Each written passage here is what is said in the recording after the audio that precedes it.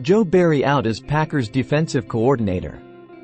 Green Bay, Wisconsin. Joe Barry is out as the Packers defensive coordinator even after his defense held up well enough to help Green Bay advance to the NFC divisional round of the playoffs. The move, announced Wednesday by the Packers, came 2 days after coach Matt LaFleur declined to comment on Barry's job status and said he was going to go through the process at my own pace. "We want to thank Joe for his commitment and contributions to our success the past 3 seasons," LaFleur said in a statement released by the team. "We want to thank Joe for his commitment and contributions to our success the past 3 seasons." Barry could remain on the Packers staff in some capacity, a possibility that is being discussed, sources told ESPN's Adam Schefter. LaFleur will be on his 3rd defensive coordinator in 6 seasons when he hires a replacement for Barry, who had 1 year left on his contract. Barry had been the Packers' defensive coordinator since replacing Mike Pettine in 2021.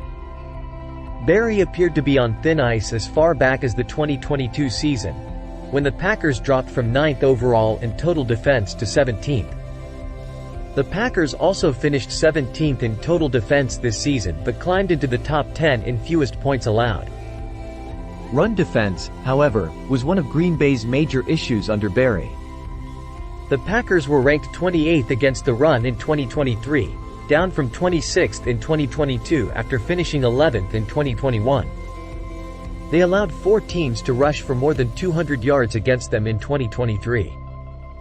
The breaking point for Barry might have been a Week 15 home loss to the Tampa Bay Buccaneers, when Baker Mayfield put together a 381-yard, 4-touchdown performance in a 34-20 victory at Lambeau Field.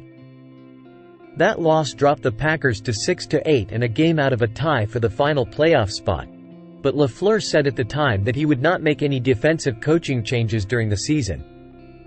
The Packers followed that with another defensive dud in their Week 16 victory over the lowly Carolina Panthers, who scored a season-high 30 points and had 394 yards of total offense.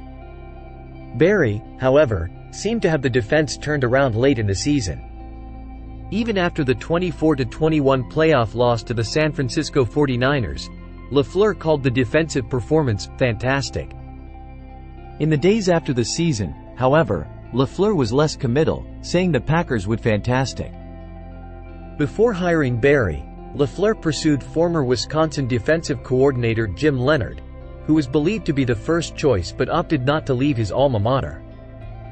Barry and LaFleur worked together with the Los Angeles Rams in 2017. It was during Barry's time with the Rams when he worked under Brandon Staley, who ran a version of the Vic Fangio defense. LaFleur hired Barry in part because he wanted to run a similar scheme in Green Bay. Barry's hire was criticized in large part because of his previous 2 runs as a defensive coordinator, with the Detroit Lions, 2007-08, and Washington Commanders, 2015-16. His defenses in those places ranked between 28th and 32nd in the NFL based on yards allowed.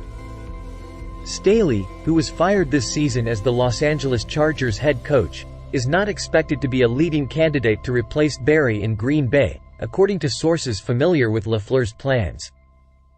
Before hiring Barry in 2021, LaFleur also interviewed Ejiro Evero, Chris Harris, Ryan Nielsen, Chris Kiffin, Matt Burke, Bob Sutton and Jerry Gray. It's possible LaFleur could go back to some coaches on that list, although Nielsen was just hired as the Jacksonville Jaguars defensive coordinator.